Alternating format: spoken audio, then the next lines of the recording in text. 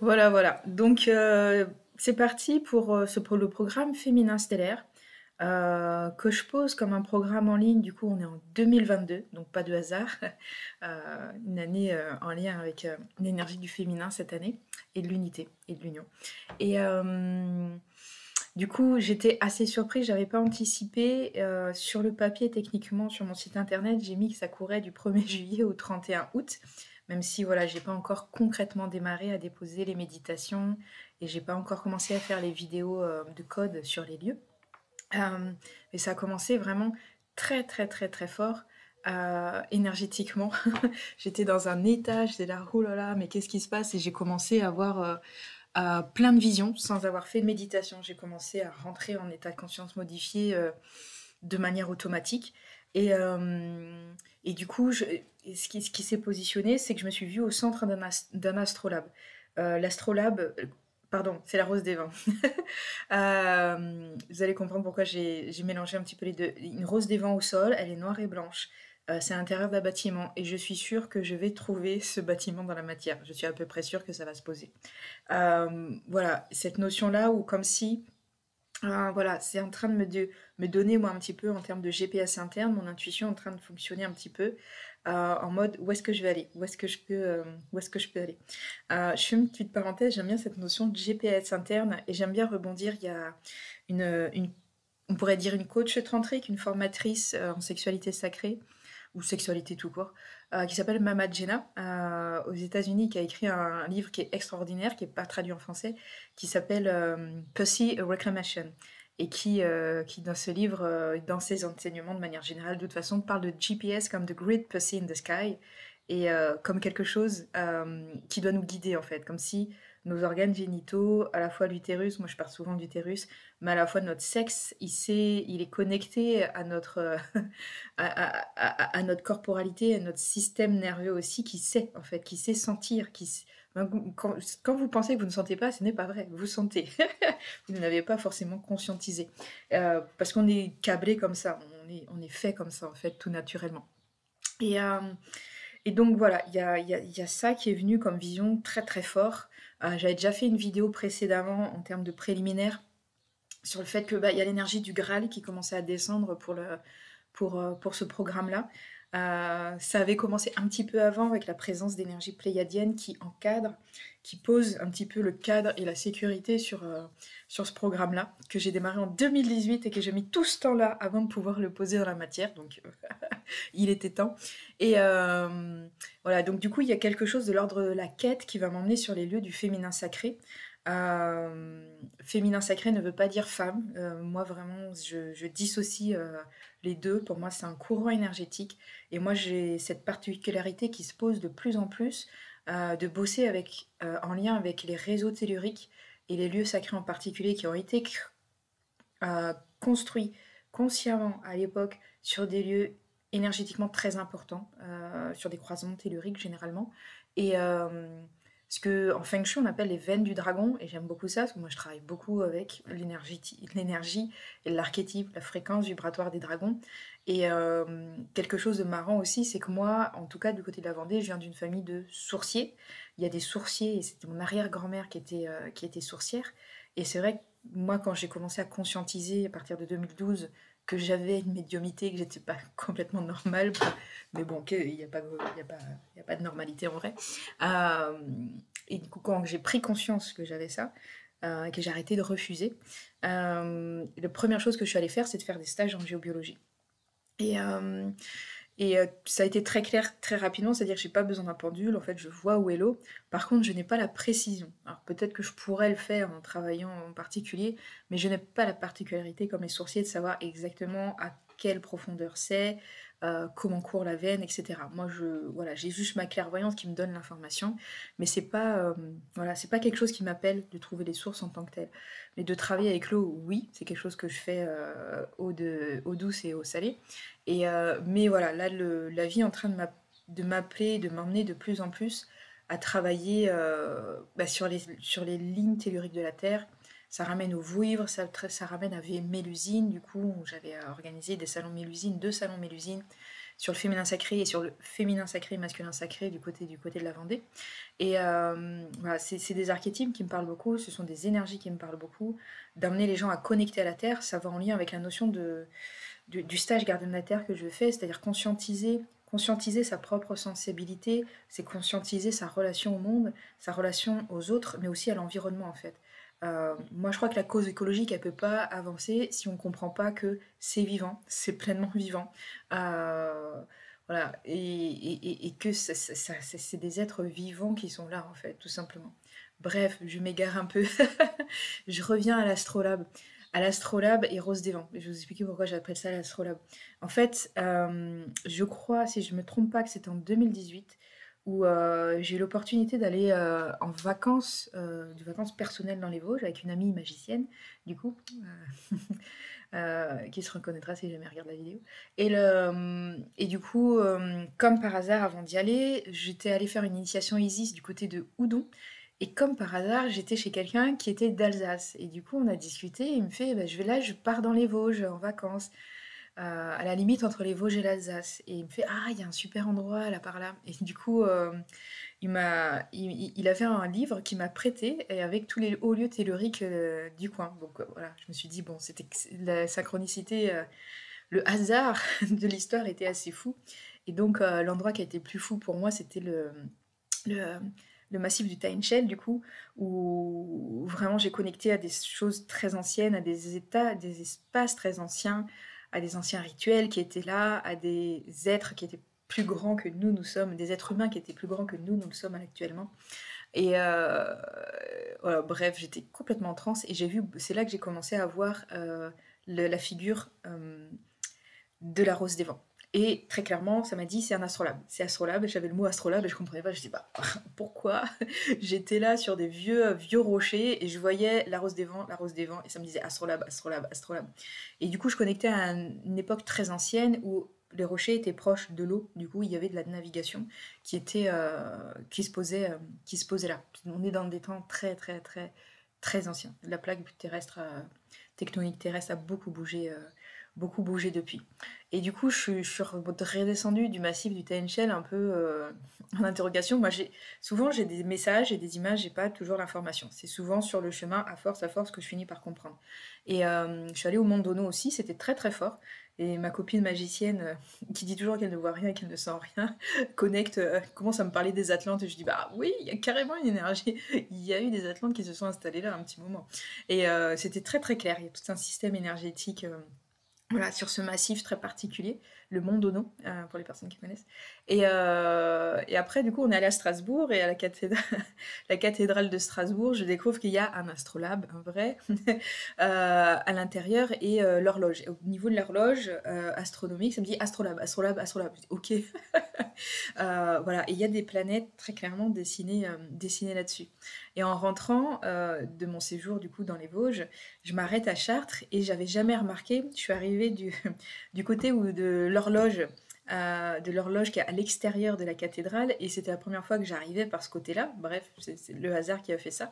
Et à l'intérieur de la cathédrale, je me suis rendu compte que la cathédrale était aussi construite pour être alignée avec les constellations, comme les vieux bâtiments mégalithiques. Enfin, c'était tout d'un coup, c'est fait ah mon Dieu. À chaque fois que je vais à Chartres, j'ai une nouvelle révélation interne, genre ah une prise de conscience, ah mais oui mais c'est ça aussi. Et la cathédrale est un vaisseau et du coup c'est aligné sur les constellations et tout ça. Bref voilà, j'étais c'est toujours intéressant. Vraiment aller à Chartres, c'est incroyable. Moi j'ai pas fini de découvrir, à chaque fois je découvre quelque chose de nouveau. Et la seule fois où la Rose des Vents elle est venue à moi avant, c'était quand je me suis posé la question aux alentours de 2013, quand j'ai commencé à faire ma première carte de visite. J'ai hésité avec l'astrolabe. J'ai hésité avec la lune à l'époque, l'astrolabe et des arbres. Que j'aime bien parler aux arbres. Voilà, je suis assez connectée aux arbres. J'aime bien leur parler, taper la discute. C'est parfois plus intéressant qu'avec des humains. Pas pour tous les humains, mais très intéressant aussi. Et du coup, voilà, j'ai ça qui revient et qui va revenir là très clairement dans le programme stellaire. Il y a cette notion-là de connecter à la grille, certains l'appelleront la grille cristalline de la Terre, moi j'aime bien parler des veines d'or de la Terre, de connecter la grille terrestre et de connecter à cette corrélation avec les étoiles. C'est-à-dire que tout est interconnecté. Moi, j'aime bien parler et comme on a l'énergie des Pléiades et de Mu qui est présente dans ce programme-là, j'aime bien expliquer que, il faut penser que les anciennes civilisations ne pensaient pas l'espace comme nous. C'est très complexe et parfois et du coup, il y a quelqu'un qui m'a demandé récemment: «Est-ce que Mu était un continent?» J'ai vu passer cette question-là. Je crois que j'ai pas pris le temps de répondre. Hem, c'est plus complexe que ça parce que nous, on a la notion de continent, mais à l'époque, c'était très différent. Pour moi, l'empire de Mu a toujours s'est toujours pensé comme une forme d'archipel.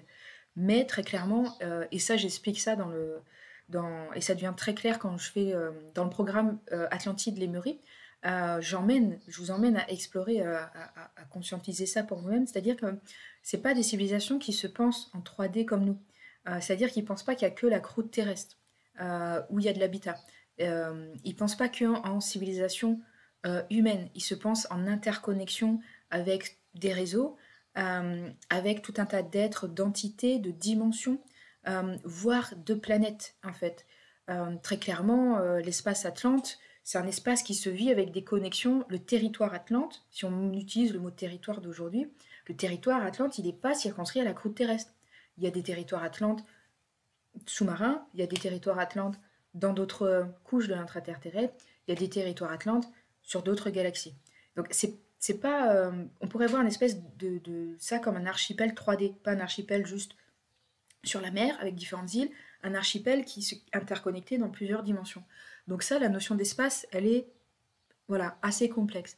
Et donc pour moi, cette rose des vents, elle amène à cette conscience-là en fait. Enfin, en termes de, si vous imaginez la rose des vents en 3D, vous la mettez en 3D, vous laissez venir les couleurs qui viennent, vous imaginez ça en 3D, vous laissez venir la vision, et vous allez avoir quelque chose qui représente cette notion d'interconnexion en fait. Voilà. Je fais une parenthèse, les gens qui sont rentrés dans ma voiture se rappellent que j'avais un truc un peu dangereux avec une étoile justement représentée en 3D. J'avais trouvé ça justement en Alsace, dans une boutique de décoration de Noël extraordinaire. Et donc j'avais ça dans ma voiture, c'était en plastique, c'était un petit peu dangereux. Mais c'était intéressant, je disais à tout le monde, les gens qui rentraient dans ma voiture disaient: «Ah mais c'est quoi ça? C'est quoi ça? Ouh, c'est dangereux ça!» Et je disais: «Ah, c'est mon GPS.» Voilà. Et voilà, du coup, l'énergie de l'astrolabe, de la rose des vents, elle revient. Euh, voilà, il va y avoir une méditation pour les personnes qui sont inscrites au programme. Voilà, je suis en train de la finir de la télécharger. Elle a commencé, elle m'est arrivée un petit peu comme ça hier. Et voilà. Et du coup, je pensais pas démarrer très très rapidement du coup le programme, d'avoir le temps avant les premiers lives. Mais du coup, voilà, je pense que dans la semaine va arriver les 2 premières méditations, voilà, de connexion, d'activation pour les personnes qui sont là et voir la première vidéo aussi sur lieu qui vont venir. Les 2 premières vont venir assez rapidement aussi. Donc il y en a 8 en tout. À chaque fois, il y a 8 méditations, 8 vidéos sur les lieux à chaque fois. J'avais pensé voilà, de bien étaler ça sur tout l'été, mais visiblement, voilà, ça veut envoyer assez rapidement tout de suite. Voilà. Donc ça, c'est la petite histoire de synchronicité. Voilà, j'en dis pas plus parce que du coup, voilà, certains contenus sont réservés aux personnes voilà, qui sont inscrits au programme. Et donc voilà, on va partir se balader.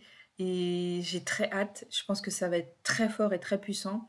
Merci pour toutes les personnes qui sont inscrites. Ça m'a fait chaud au cœur de voir, voilà, vous étiez nombreuses et nombreuses à avoir l'appel.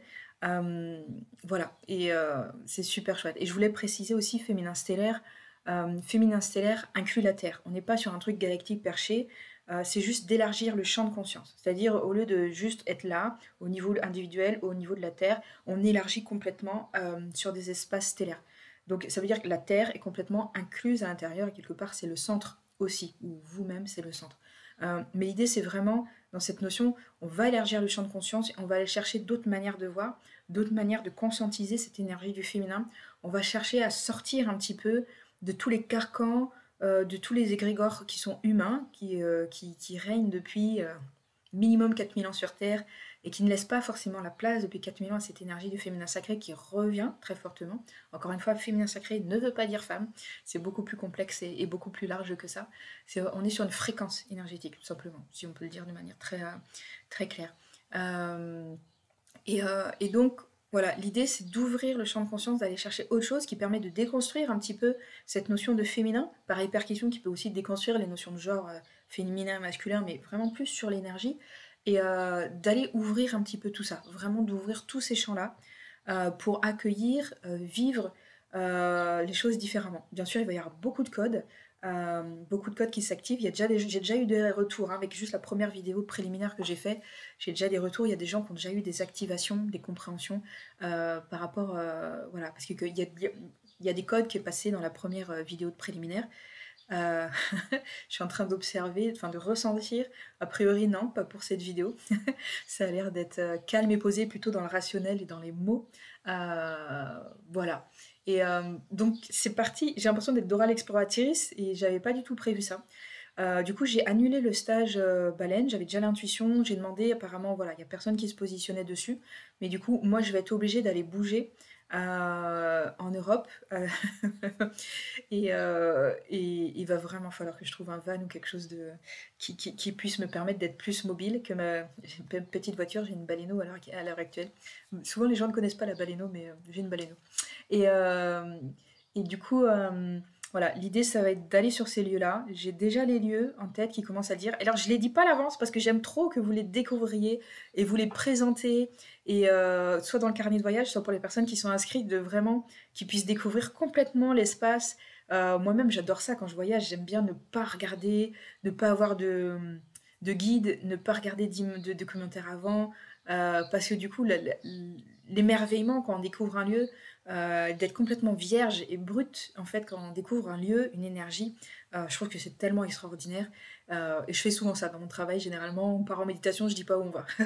et parce que du coup aussi moi ça empêche d'induire, ça empêche aux personnes qui suivent la méditation d'induire, ça m'empêche aussi à moi d'induire parce que je suis pas même si même en tant que quand je channel, quand je canalise, je suis pas objective, hein. Il y a toujours mon filtre qui est là. Ça, c'est toujours une notion que vous devez garder, hein. Ne prenez que ce qui est juste pour vous. Je dis toujours, vous êtes votre propre maître. Ça, c'est vraiment très très important pour moi. Et voilà, du coup, c'est parti. C'était une journée un petit peu compliquée parce que du coup, j'ai dû annuler la masterclass Isis et les dragons. Je vais la faire en ligne dans un premier temps, peut-être le 7. J'attends confirmation dans l'intuition que c'est le 7 juillet que ça va se poser. Et je suis en train de me dire non, non, c'est le 22 juillet. J'ai ok. Et, euh, et du coup, voilà, c'est un processus de transformation vraiment très fort là qui est mis en place. Voilà, si vous êtes un homme, sachez que c'est complètement ouvert pour vous. Si vous êtes ni homme, en définition homme ou femme, c'est pareil, c'est complètement ouvert pour vous. On est sur une fréquence énergétique, j'utilise le terme de féminin sacré là-dessus. Il va y avoir du chant, du code, c'est-à-dire que c'est pas forcément rationnel ce que je fais, mais je vous garantis que des sensations cool et des voyages intéressants. Et l'objectif final, c'est quand même d'ouvrir le champ de conscience, de commencer à voir les choses différemment, de pouvoir poser un regard différent. Et forcément, bah, ça peut se passer que quand ça bouge aussi à l'intérieur, hein, bien entendu, que ça puisse bouger pour vous et à travers vous. Voilà. Alors, juste, parce que je voulais juste vous montrer quelque chose, parce que j'ai passé 9 mois sans... j'ai envie de dire quelqu'un. Alors, c'est un objet, mais pour moi, il est complètement animé. Un vieil ami qui me suit, voilà, que j'ai déjà rencontré en méditation avant de le trouver dans la matière. Il a été fabriqué par la boutique du Corrigan. Et je voulais juste vous montrer parce que ça, clairement, comme je vais rester sur le territoire européen, je vais pouvoir l'emmener avec moi parce qu'il voulait venir en Égypte, mais j'ai pas pu. Hein, c'était trop compliqué logistiquement de me trimballer avec ça en Égypte. Et je pense que j'aurais eu des problèmes dans la rue à me balader avec. Je sais qu'en Europe, je peux me balader avec, ça passe. Et voilà, il va m'accompagner. Il va m'accompagner. Il va m'accompagner sur les lieux où je vais avoir à faire les vidéos. Je pense qu'à travers la vidéo, vous pouvez ressentir l'énergie. C'est un sceptre de pouvoir. Donc qui réagit d'une certaine manière quand il est avec moi, qui réagit d'autres manières quand il est avec d'autres personnes, en lien avec d'autres personnes. C'est un sceptre de pouvoir qui n'a aucun problème à être pris dans les mains d'autres personnes. Au contraire, il aime bien rencontrer plein de gens. Il aime bien. Voilà. Et donc cette énergie voilà, du féminin sacré va être stabilisée, donc comme je vous disais, par cette présence pléiadienne, féminine. Là, je pourrais dire femme, même si dans leur conscience à eux, le mot femme ne signifie pas forcément la même chose. Et voilà, c'est-à-dire on est encadré avec des protections dans l'invisible, il y a des choses qui sont là. Les présences pléiadiennes me disent que on pourrait les définir nous avec le mot prêtresse, mais elles préfèrent que... ce que je reçois comme message, c'est qu'elles préfèrent qu'on les nomme sœurs. Disons qu'on a 7 sœurs avec nous. C'est le mot qui matche le plus. 7 sœurs qui vont accompagner le programme aussi également. Voilà. Donc le programme, il peut être pris en cours de route à n'importe quel moment. Il est au prix de 333 €. Je pense que je ferai une réouverture à un tarif réduit au tarif de 77 € à des dates précises. Donc pour ça, pour suivre, il faut être inscrit à la newsletter. Du coup, les offres promo et réduc, je les envoie aux gens qui sont inscrits à la newsletter. Donc si jamais ça vous dit, donc surveillez les petits. Il y aura une promo au mois de juillet, et ça dure une journée. Ça m'amuse un petit peu de faire ça, c'est la première fois que je le fais, mais du coup je me rends compte qu'il y a un petit côté jeu avec ça et je trouve ça plutôt sympa. Et voilà, sinon le tarif à 333 €. J'ai un ami qui me disait que 77 € c'est vraiment pas cher, c'est le prix de juste un soin, tandis que là on a tout un programme voilà, qui est en marche depuis, voilà, que moi je télécharge depuis des tas d'années, euh, si on prend que cette incarnation. Et voilà, du coup, voilà, pour les personnes qui sont inscrites, on va se retrouver sur la plateforme Podia. Je suis en train de prendre mes marques. Je suis pas encore hyper à l'aise sur la plateforme Podia, mais parce que j'avais pas envie de faire le groupe Facebook, le dernier programme que j'ai fait sur le programme 4 éléments. On était sur Facebook et de plus en plus, je trouve que ce Facebook n'est pas pratique. Du coup, je pense que sur Podia, ça sera plus facile de voir, surtout que ça sera à faire en autonomie. Donc je pense que ça sera beaucoup plus facile pour vous de suivre le programme de cette manière-là. Du coup, ça sera un premier test, on va le faire comme ça. On va voir et puis voilà. Et donc d'autres vidéos vont arriver assez rapidement parce que j'ai une première visite à faire aujourd'hui, visiblement. Voilà, donc à bientôt. N'hésitez pas à vous abonner si vous avez envie de suivre les aventures de Mathilda. Abonnez-vous. Du coup, comme ça, vous recevrez des notifications quand je sors une vidéo. Je fais pas forcément, quand je fais un carnet de bord, je fais pas forcément tous les jours. Je fais quand l'impulsion est là, en fait. Généralement, c'est quand il y a trop d'énergie et quand j'ai besoin de poser les choses, en fait. Voilà.